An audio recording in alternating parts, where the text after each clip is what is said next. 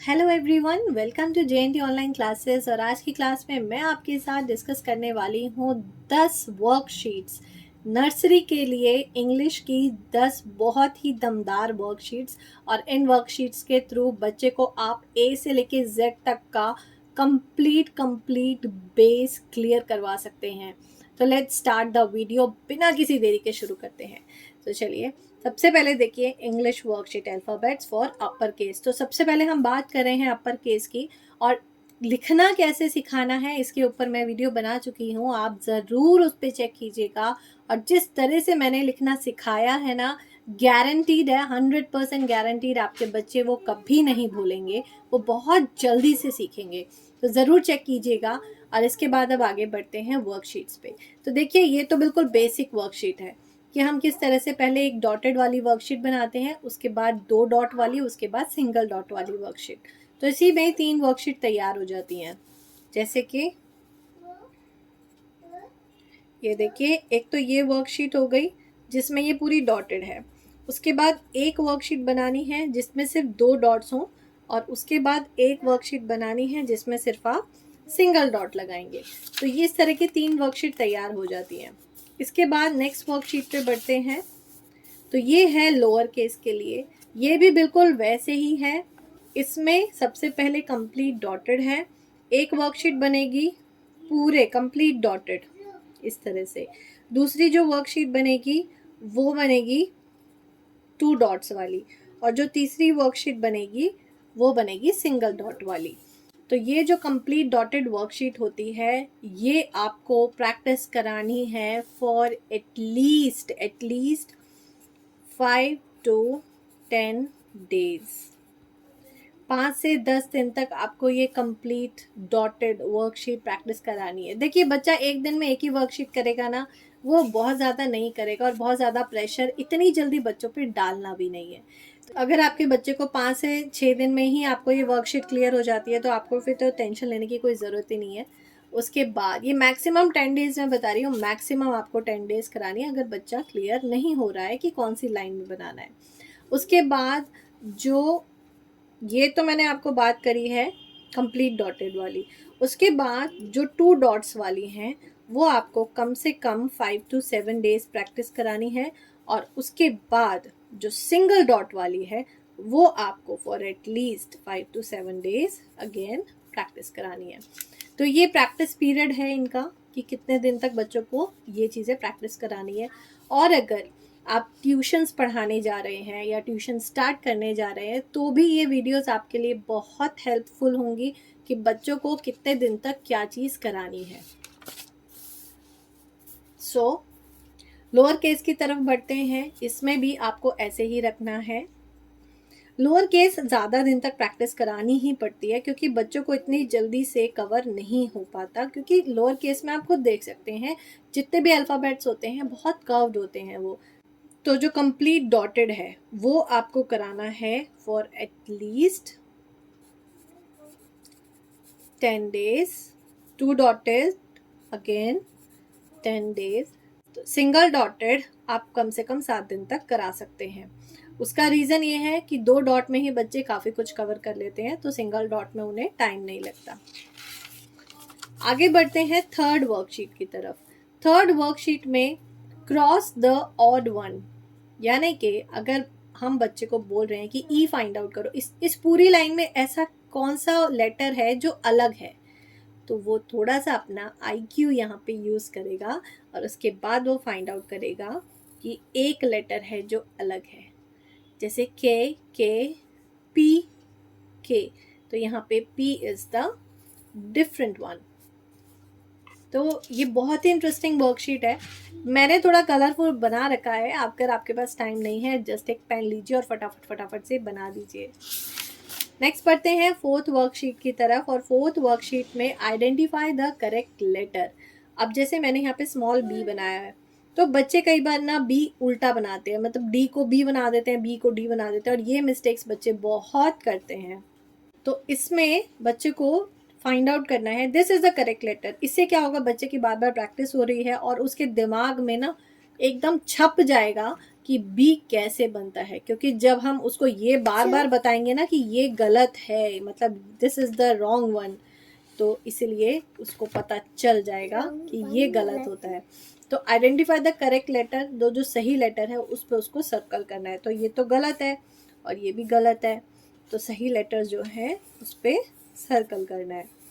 उसी तरह से जी, तो ये देखिए ये मिरर इमेजेस, यहाँ बच्चे कंफ्यूज होते हैं, जी को उल्टा भी बना देते हैं, तो जो करेक्ट है उसको सेम फाइंड आउट करना है। और मैं आपसे एक बात कहूँगी, ये वाली जो वर्कशीट है, स्पेशली ये वाली, इसको आप बच्चों को कम से कम 20 दिन तक प्रैक्टिस करवाइए। गारंटीड है, अगर ये वाली वर्कशीट बच्चे 20 दिन तक प्रैक्टिस कर लेंगे ना, तो वो जो भी बच्चे स्पेशली जो लेटर्स उल्टे बनाते हैं, बहुत बच्चे मैंने ऐसे देखे हैं जो लेटर्स उल्टे बनाते हैं, अगर ये वाली वर्कशीट्स की वो प्रैक्टिस करेंगे तो वो लेटर्स को उल्टा बनाना छोड़ देंगे। क्योंकि जब भी वो उल्टा बना रहे होंगे ना, उनके माइंड में कहीं ना कहीं ये स्ट्राइक होगा कि ये तो मैंने गलत फाइंड आउट करा था, ये तो गलत था। तो इसीलिए ये वाली वर्कशीट को आप कम से कम 20 दिन प्रैक्टिस कराइए। अगर लगता है उससे ज़्यादा तो उससे ज़्यादा कराइए।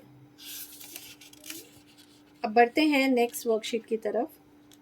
वीडियो थोड़ी सी लंबी होने जा रही है तो प्लीज़ उसके लिए अभी से सॉरी, लेकिन पूरी वीडियो ज़रूर देखिएगा, बहुत ही काम की वीडियो है और हर वर्कशीट बहुत ही इंटरेस्टिंग है। उसके बाद मैचिंग है, मैचिंग बच्चे बहुत इजीली कर लेते हैं। तो ये वर्कशीट को आपको कम से कम 5 से 7 दिन तक प्रैक्टिस करा सकते हैं। तो पी, अब पी फाइंड आउट करना है बच्चे को, स्मॉल पी, के फाइंड आउट करना है, जे फाइंड आउट करना है, तो वो मैचिंग कर लेंगे बहुत ही आसानी से। उसके बाद नेक्स्ट वर्कशीट की तरफ बढ़ते हैं विच इज़ 6th वन। और ये जो है ना, ये वाली वर्कशीट मिसिंग लेटर्स वाली, मिसिंग मतलब और भी आप इसमें चेंजेस कर सकते हैं, और ये कम से कम आपको 10 to 15 डेज प्रैक्टिस करानी है।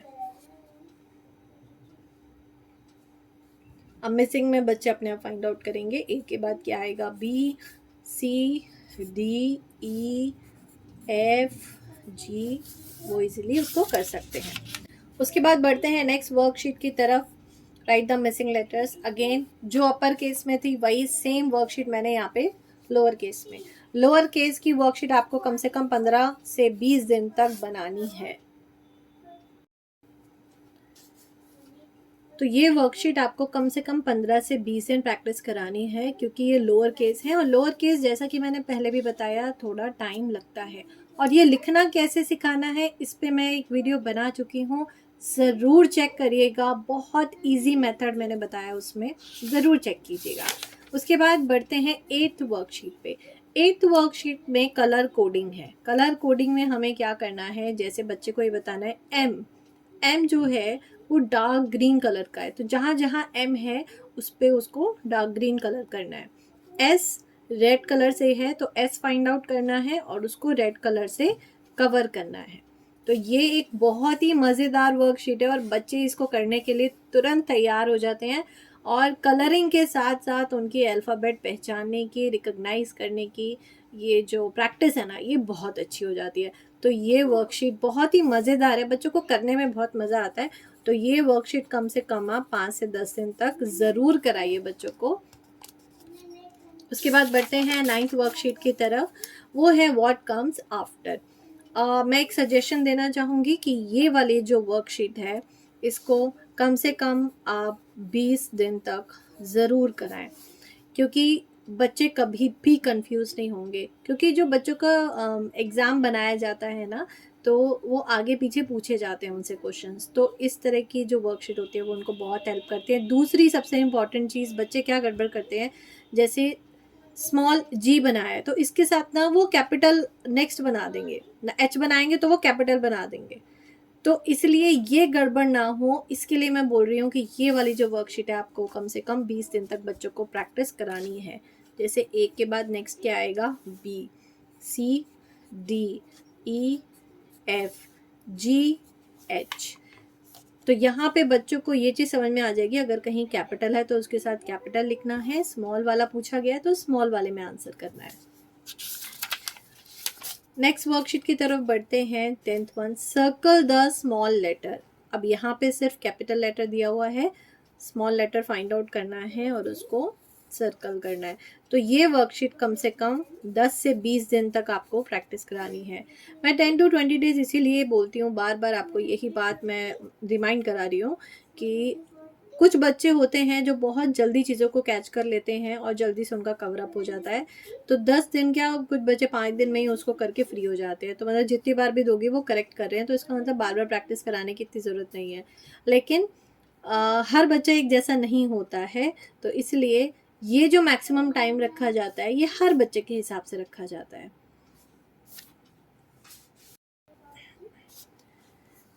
तो ये वर्कशीट भी बहुत इंटरेस्टिंग लगेगी बच्चों को। तो कैपिटल बी, तो उनको ढूंढना है स्मॉल बी। और मैं बताऊं, स्मॉल बी का जब भी आप देना उसके साथ डी ज़रूर लिखें, क्योंकि बच्चे अगर इन दो में कंफ्यूज नहीं हो रहे हैं, इसका मतलब उनका ये वाला जो बेस है वो पूरी तरह से क्लियर हो चुका है। तो यहाँ पे वो फाइंड आउट करेंगे बी कहाँ है, यहाँ पे सी कहाँ है, डी ढूंढेंगे, ई फाइंड आउट करेंगे। तो ये कुछ वर्कशीट्स हैं जो मैंने आपके साथ शेयर करी, और मैंने टाइम लिमिट रखी क्योंकि कितने टाइम में बच्चों को उस वर्कशीट की प्रैक्टिस करानी है। बीइंग अ पेरेंट, ये चीज़ आपके लिए भी बहुत हेल्पफुल है। And being a tuition teacher, या अगर आप ट्यूशन पढ़ाना स्टार्ट करने जा रहे हैं तो उनमें ये वर्कशीट्स बहुत हेल्प करने वाली हैं आपके स्टूडेंट्स को। तो ज़रूर ट्राई कीजिएगा इन वर्कशीट्स को। 10 तरह की अलग अलग वर्कशीट आपके साथ मैंने शेयर करी हैं, और अगर आपको पसंद आई हो तो प्लीज़ वीडियो को लाइक ज़रूर कर दीजिएगा, और शेयर कर सकते हैं तो शेयर कर दीजिएगा, और चैनल पे अगर न्यू हैं तो चैनल को सब्सक्राइब कीजिएगा। तो इंतज़ार रहेगा आपके कमेंट्स का, और कोई भी क्वेरी हो, कुछ भी आपको पूछना हो या कुछ सजेशंस हो तो प्लीज़ कमेंट सेक्शन में ज़रूर बताइएगा। इसी के साथ मैं करती हूँ इस वीडियो का एंड। मिलूँगी आपसे नेक्स्ट वीडियो में। Till then, good bye.